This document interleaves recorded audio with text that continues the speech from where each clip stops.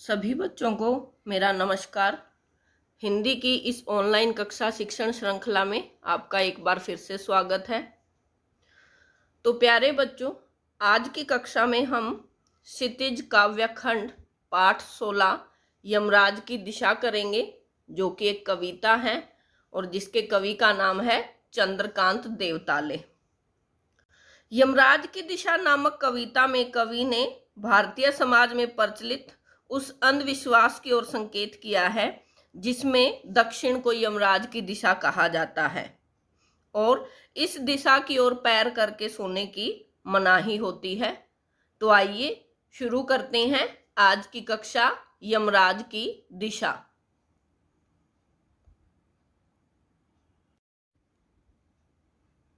कविता शुरू करने से पहले हम कवि परिचय कर लेते हैं। चंद्रकांत देवताले जी का जीवन परिचय जान लेते हैं।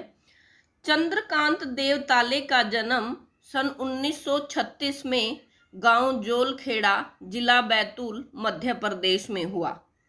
उच्च शिक्षा इंदौर से हुई तथा पीएचडी सागर विश्वविद्यालय सागर से।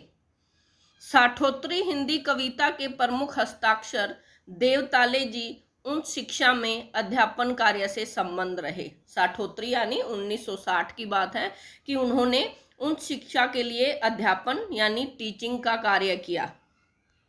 देवताले जी की प्रमुख कृतियां या रचनाएं हैं हड्डियों में छिपा ज्वर, दीवारों पर से खून, लक्कड़ बग्गा हंस रहा है, भूखंड तप रहा है, पत्थर की बेंच, इतनी पत्थर रोशनी, उजाड़ में संग्रहालय आदि।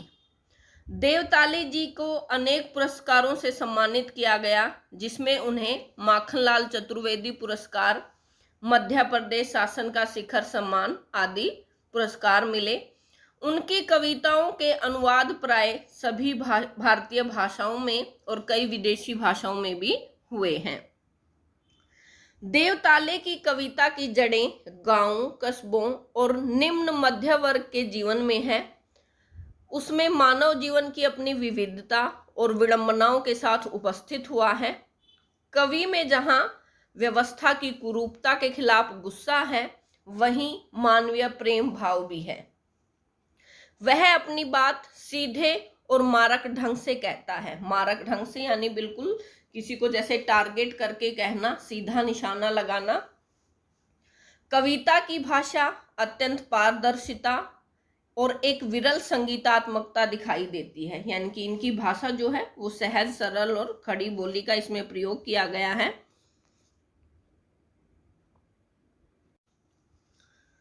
संकलित कविता में कवि सभ्यता के विकास की खतरनाक दिशा की ओर इशारा करते हुए कहना चाहता है कि जीवन विरोधी ताकतें चारों ओर फैलती जा रही हैं।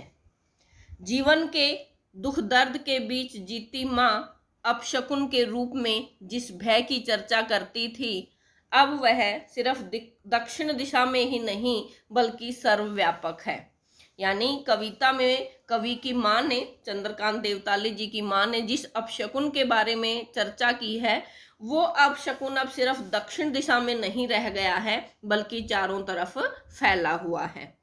सभी तरफ फैलते विध्वंस, हिंसा और मृत्यु के चिन्हों की ओर इंगित करके कवि इस चुनौती के सामने खड़ा होने का मौन आह्वान करता है। तो आइए शुरू करते हैं कविता।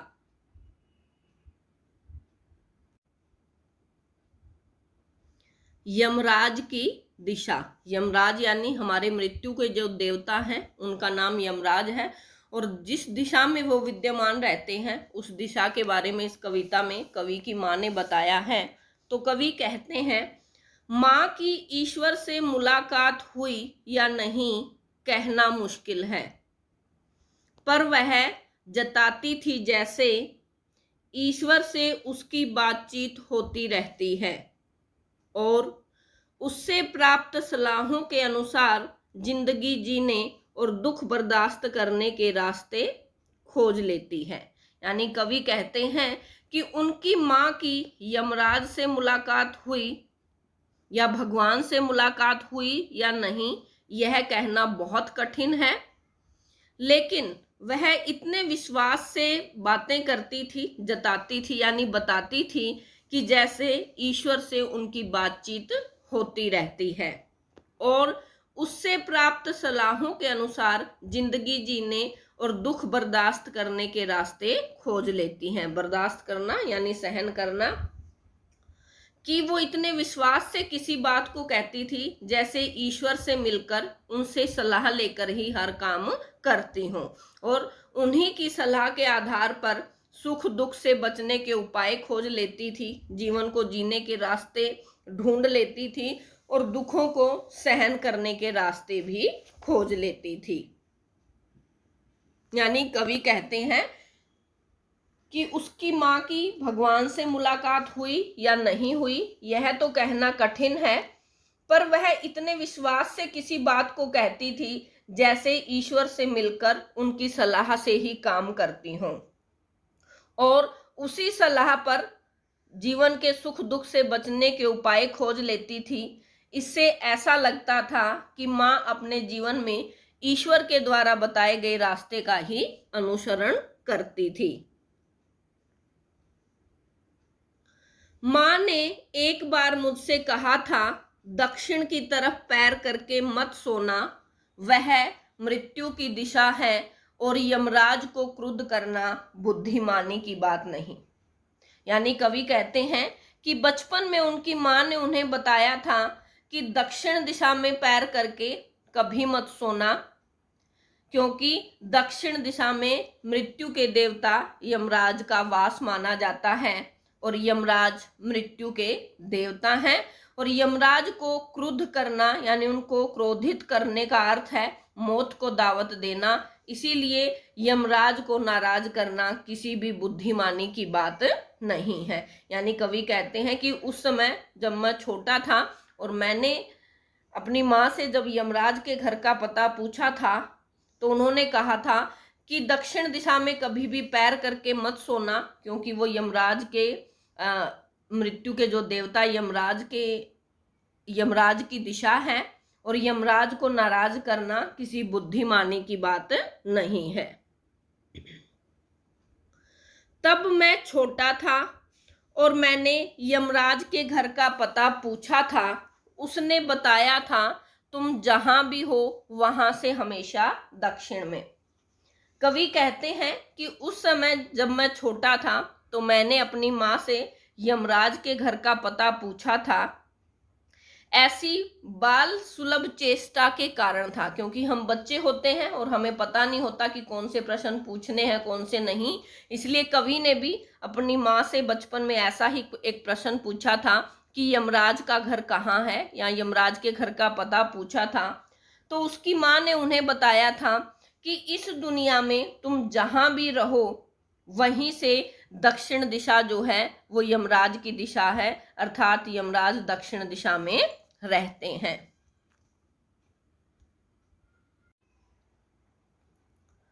माँ की समझाइश के बाद दक्षिण दिशा में पैर करके मैं कभी नहीं सोया और इससे इतना फायदा जरूर हुआ, दक्षिण दिशा पहचानने में मुझे कभी मुश्किल का सामना नहीं करना पड़ा।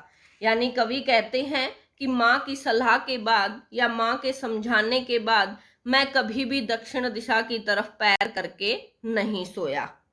इसके बाद कवि कहते हैं कि मुझे एक फायदा जरूर हुआ कि कभी भी कवि को दक्षिण दिशा पहचानने में मुश्किल नहीं आई, क्योंकि उसे जीवन भर अपनी माँ की सीख याद रही और इससे उसे दक्षिण दिशा पहचानने में कभी भी मुश्किलों का सामना नहीं करना पड़ा। मैं दक्षिण में दूर दूर तक गया और मुझे माँ याद आई।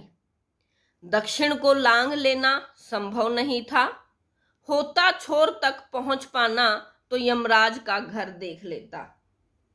कवि कहते हैं कि मैं दक्षिण दिशा में दूर दूर तक गया और जब भी दक्षिण दिशा में गया मुझे माँ की कही हुई बातें हमेशा याद रही।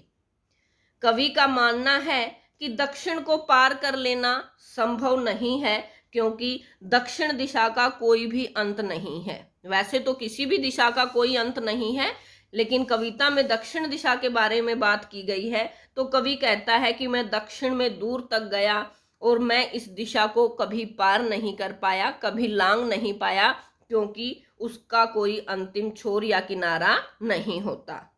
और यदि इस दिशा का कोई अंत या किनारा होता तो कवि कहते हैं कि मैं यमराज का घर जरूर देख लेता। और बचपन में जो सवाल उन्होंने अपनी माँ से पूछा था यमराज के घर का पता, तो उन्हें यमराज का पता भी मिल जाता।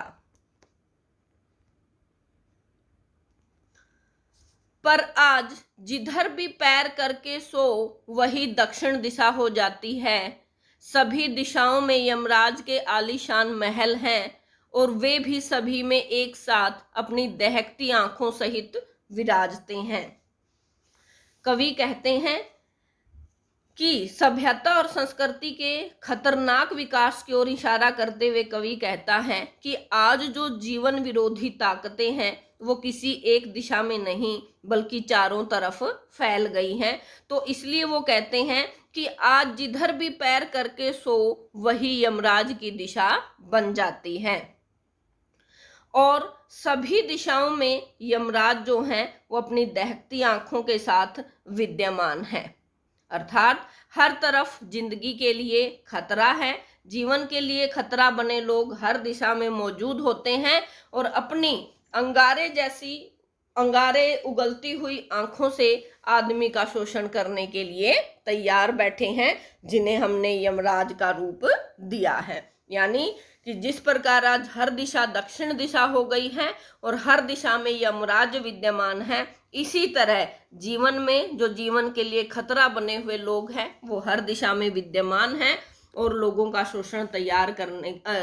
शोषण करने के लिए तैयार बैठे हैं।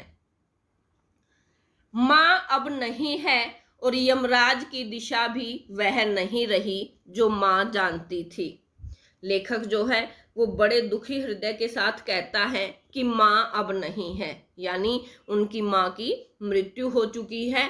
और वो कहते हैं कि यमराज की दिशा भी अब वो नहीं रही जो उनकी माँ ने उन्हें बताई थी, क्योंकि आज हर दिशा दक्षिण दिशा बन चुकी है और शोषण करने वाले लोग हर दिशा में बैठे हुए हैं। तो प्यारे बच्चों, ये थी आज की हमारी कविता यमराज की दिशा। आशा करती हूँ सभी को अच्छे से समझ में आई होगी और यही कार्य आप घर पर दोहराने का प्रयास करेंगे। फिर मिलते हैं, तब तक के लिए धन्यवाद।